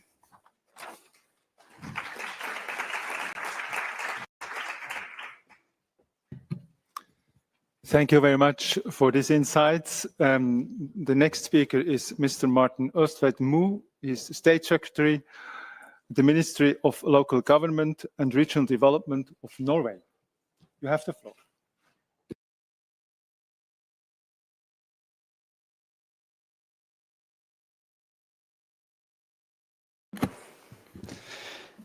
Thank you, Chair. Distinguished ministers, deputy ministers, and delegates. In Norway, most people live well and safely with good housing standards. However, as in many countries, the housing situation has become demanding for many. Low construction activity reduces the supply of affordable homes and drives prices up, making it harder for vulnerable groups to find and keep suitable housing. In addition, Norway has received more refugees in the last 3 years than the 10 previous years combined. This puts an extra strain on both the housing and rental markets. We're now seeing a rise in homelessness and temporary housing solutions. To address these challenges, the government is working along 4 strategic lines. 1, building new homes to ensure sufficient supply. 2, making better use of existing housing stock. And 3, ensuring a safe and predictable rental market for tenants and landlords. 4th, and finally, strengthening the capacity of municipalities to fulfill their housing responsibilities. Let me highlight 2 examples. For the first time, we have a government that has set a clear target for how many homes that we aim to build. A key priority is reducing planning time, which has increased by over 300 days the last 7 years. We are accelerating the digitalization of planning and building processes, and we're simplifying building regulations. These measures can make a difference. We're talking about potential savings for the construction industry and the municipalities of around 85 million euros by 2032. Productivity in the construction sector is also a big issue. Productivity growth has been weak. We are now inviting the industry to take part in finding solutions. Finally, I want to mention a vital social housing tool in Norway, the startup loan. The startup loans are for people who cannot get a mortgage from a private bank and are unable to save up for a deposit. Startup loans lower the threshold for entering the housing market. Norway has a high rate of home ownership. 8 out of 10 households own their own home. Young people also become homeowners earlier than in many other countries. Around 70% of people in their early 30s own their own home. The average for EEA countries is 40%. To sum up, Norway faces many of the same challenges in the housing market as other countries. The government is actively working to improve conditions for the construction of new homes. It's important to note that Norway does not have one single unified housing market. Rather, there are multiple markets shaped by regional and even local characteristics. This diversity influences both the design and implementation of our housing policies. Certain social groups are particularly vulnerable in the housing market. The government is therefore targeting our efforts to strengthen their situation. Norway welcomes the adoption of the ministerial commitments on housing affordability and sustainability. We support the call for integrated, forward-looking strategies that combine affordability with environmental and social sustainability. National housing systems vary. Effective solutions must reflect local governance structures, legal frameworks, and market conditions. Therefore, the implementation of these commitments must be adapted to national circumstances and decided through democratic processes. We remain committed to international cooperation, knowledge exchange, and the promotion of responsible housing policies that contribute to the overall goals of the commitment. Thank you for your attention.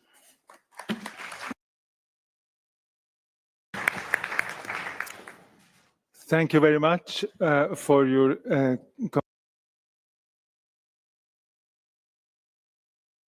comments. We have now the next speaker on the list is Mr. Václav Slibicka, State Secretary of the Ministry of Infrastructure and Regional Development of the Republic of Moldova. You have the floor. Bonjour, Excellence. Madame et Messieurs, je suis Vyacheslav Sipitka, Secrétaire d'État. I'm Secretary of State for the Ministry of Infrastructure and Development of the Republic of Moldova, with my Marina Guria, my colleagues. May I present to you short briefing on our housing policy. The sector of housing is a significant component of the national economy, and to guarantee housing to the population, the social mission is linked to the creation of necessary conditions for the vital activity of every person. In this respect, it's important that we develop our housing for the exercise of direct influence on the macroeconomic development of the country. In this context, given the need to align the new relationships or policies on existing international standards, we've had to act. We've had to develop new laws, housing laws, pursuant to the new social and economic and social needs. So the normative acts, so to speak, that govern housing are Law 75 of 2015 on housing and Law 187 adopted in 2022 on co-ownership or housing associations. We have implemented a project to make housing accessible and affordable. It is designed to increase the offer of social housing to vulnerable families. According to the eligibility criteria, the beneficiaries of this social housing can be young families, families who employed by the public sector, families with fewer than 3 children, minors who have a serious disability, and deinstitutionalized persons.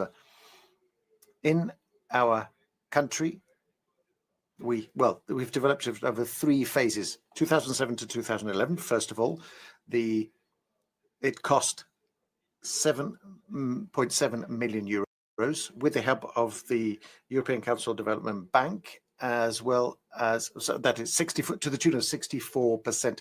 The other source of funding was the local administration, providing 37%.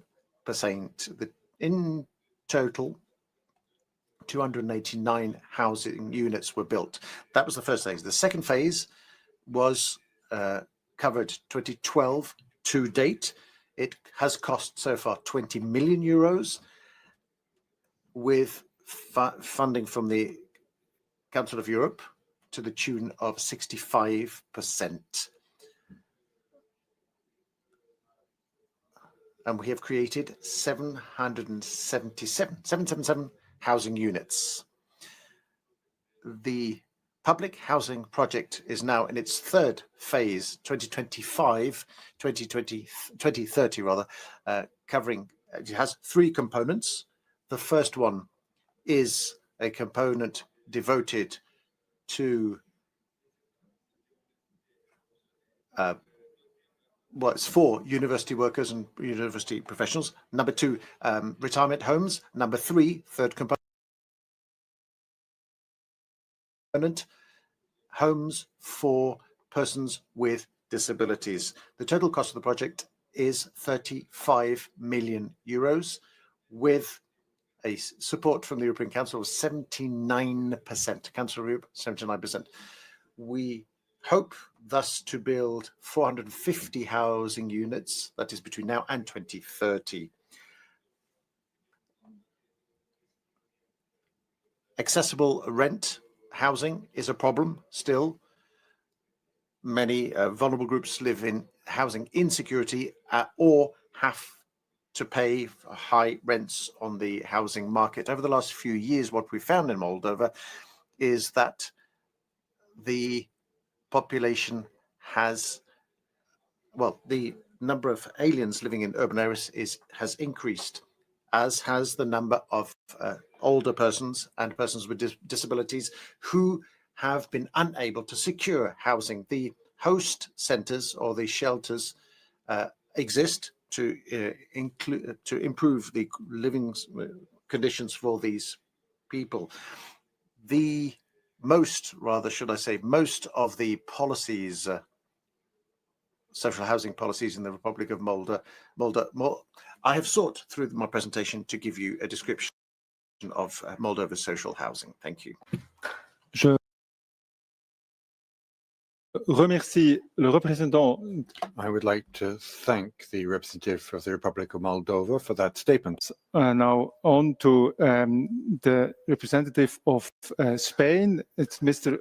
David Lucas Paron, Secretary of State, Ministry of Housing and Urban Agenda. You have the floor. Chair, colleagues, ladies and gentlemen, housing is one of the main problems in Spain and one of the greatest strategies of the Spanish government. We are working on a general strategy with local and regional governments that will result in a state housing plan for the next 5 years in different directions. We need to produce more affordable and sustainable housing. It is necessary to rapidly increase the housing supply with better administrative and private collaboration, smart budget, and the consolidation of a larger public housing company created for public solution from the state. We must increase aid for people who have the greatest difficulty accessing decent housing and for young people mainly. We are working on ambitious energy rehabilitation projects for housing to reduce the CO2 emissions and the energy poverty. For these objectives, increase the housing supply, residential renovation, and heads for vulnerable people. We work with the next generation European funds, estatal funds, and co-financing from local and regional government. We are also promoting the industrialization of housing through a strategic project and a new concept, the housing as a fundamental infrastructure, a public infrastructure, and base of welfare state. Another essential idea is housing is for living, it's not for speculation. In this way, we work in several proposals. We are making progress in regulation, short-term rental for tourists, with the aim of achieving a transparent and regulated market. The rent control is in stressed areas with high prices, with the fair positive result in Catalonia after 1 year of application. Limitation of speculative inversion, like the ones made to buy not for living properties, and the elimination of golden visas. And finally, it's very important, the regulatory level. Among other things, we have approved the new law of the right to housing, the law to promote building renovation activity, the law of architectural quality. For this reason, we have called for a European housing plan, because the housing problem is not unique to Spain. It is a European problem. The Spanish objectives cannot be reachable by a single national housing plan. They can be achieved only through public support from the states. The plan announced by the President of the Commission, the European Affordable Housing Plan, is a good opportunity for member states. It is essential to develop at European level taxes, financial and regulatory measures that promote this deep change from public and private sector. If we want to achieve this objective, we need a country-level strategy combined by the European Union strategy with funds that takes the public and private sector align, as well with different tools and government support. In addition, we also collaborate extensively with UNECE on several initiatives and projects to promote sustainable and inclusive urban development. In conclusion, the agreement that has been prepared by UNECE members should be a new opportunity to focus effort on access to adequate, affordable, energy-efficient housing. It is essential to implement a set of measures that are coordinated across all state countries and regional and local governments, ensuring that all people have fair access to the benefits of this transformation, achieve a more sustainable and resilient society. Thank you for your attention. Thank you for this meeting. Thank you very much for the intervention of the representative of Spain. I will now change my hat from being the chair of the meeting to being the representative of Switzerland. À ce titre,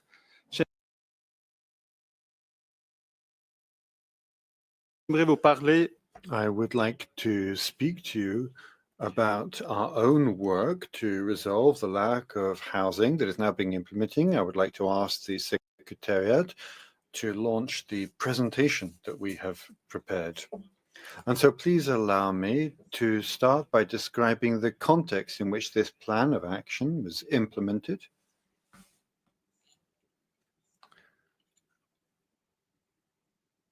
A moment to adjust.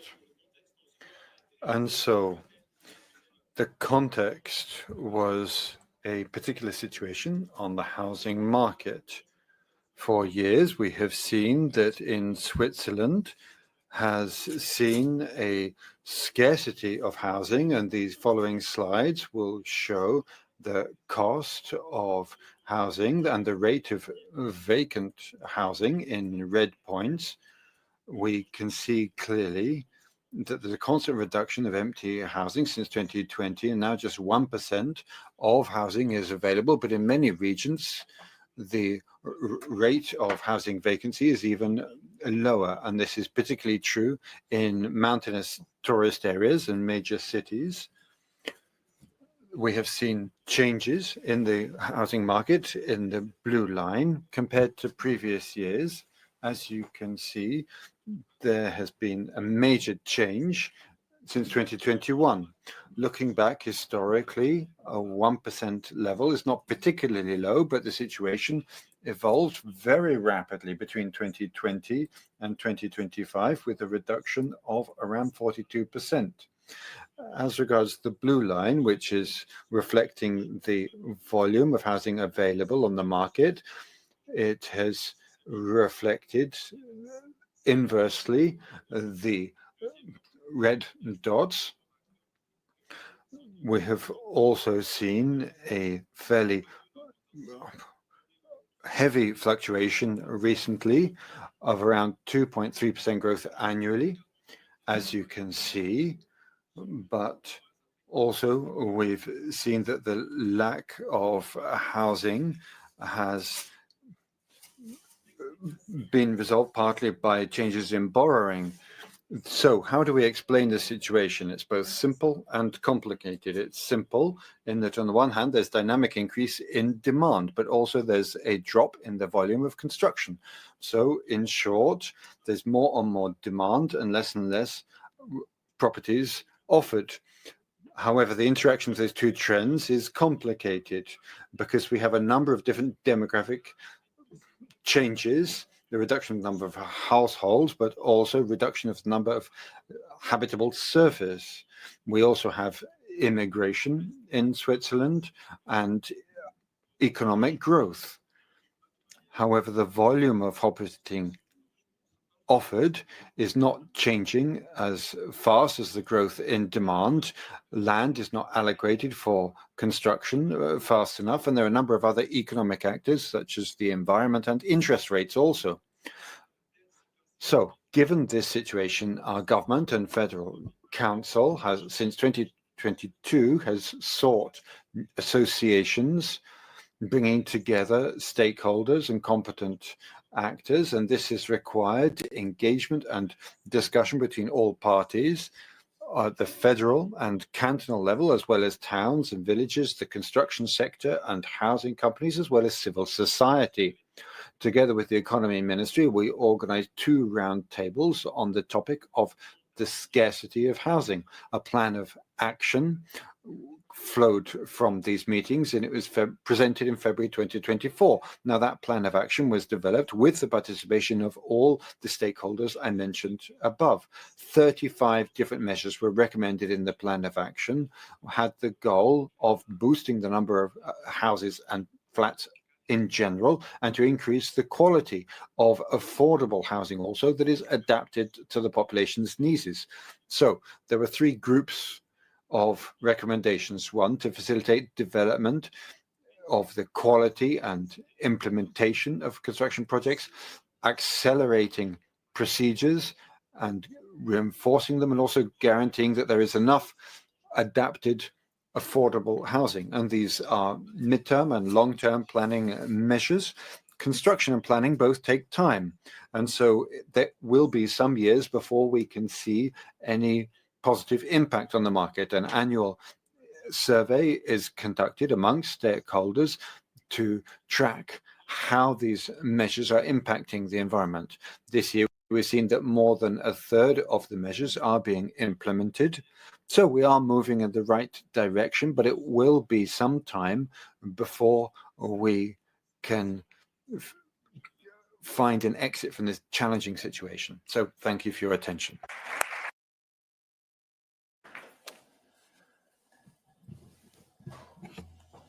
And to conclude this morning, I am happy to hand over the floor now to Mrs. Anna Samakocian.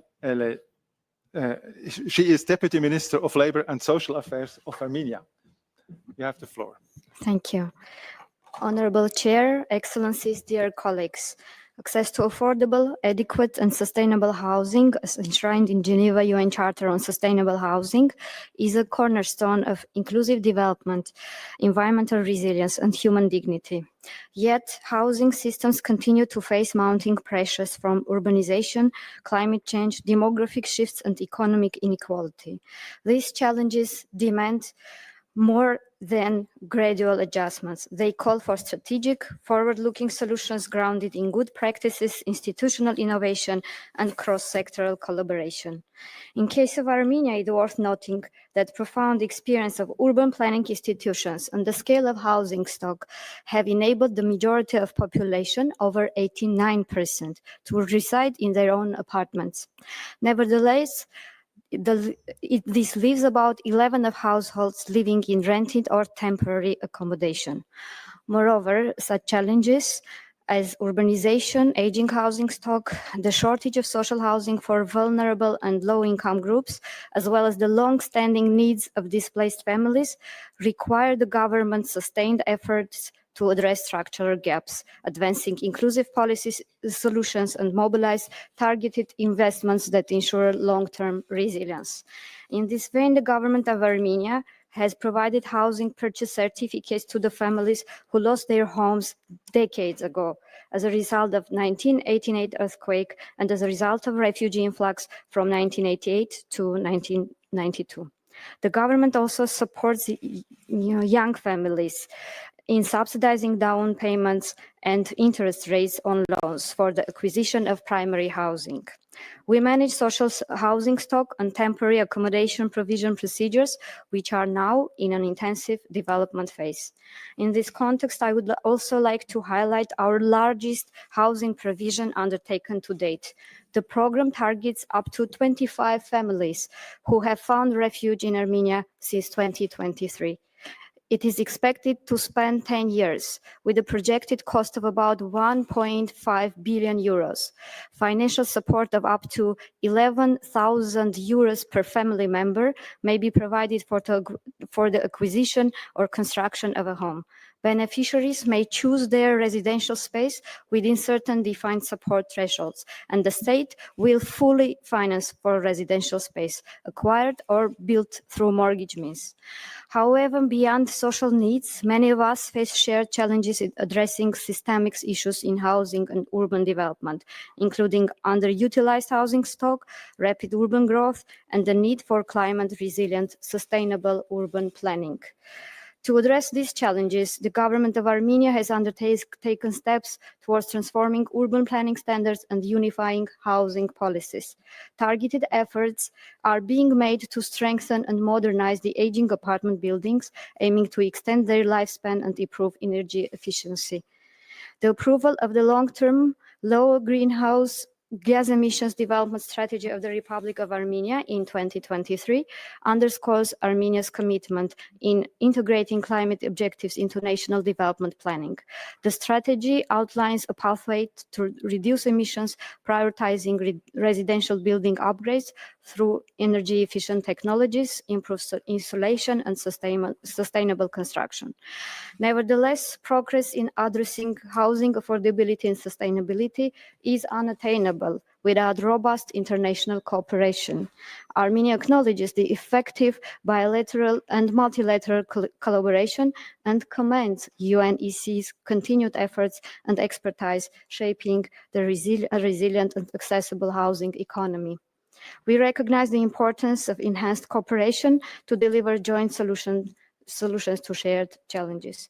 Together, we can collectively shape inclusive, sustainable, and resilient housing systems, ensuring that no one is left behind in the pursuit of dignified living conditions. Thank you.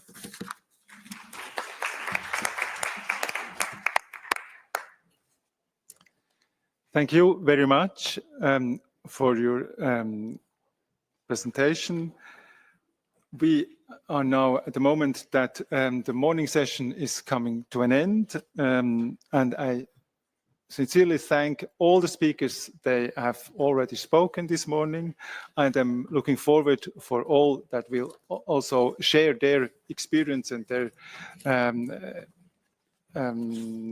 knowledge with us in the afternoon. We have now the lunch break. That's till 3 o'clock. I hope you will come back at 3 o'clock, and I will try to start again on time. In the meantime, there are two options for the lunch break. I would like to remind that all the ministers and high-level participants who have received a personal invitation from the Swiss government will be invited to the ministerial lunch reception at the restaurant Vieux-Bois, just outside the UN campus, opposite the Red Cross building. Those walking there can follow the committee secretariat. I think, Tia, you will take the lead. And all the other participants are invited to attend a side event where also lunch is provided. The event is on a very topical item, namely rethinking construction for affordable and sustainable solutions, co-organized by the World Resources Forum and the CREE buildings in the ground floor amphitheater of the building H. The Secretariat who will see at the back at the room and the walk of the participants, they can walk together there. Both lunch reception and side event will start at 1:15 and last maximally until 2:45. And as I said, I'm looking forward to see you all again at 3 o'clock in this room. All the best.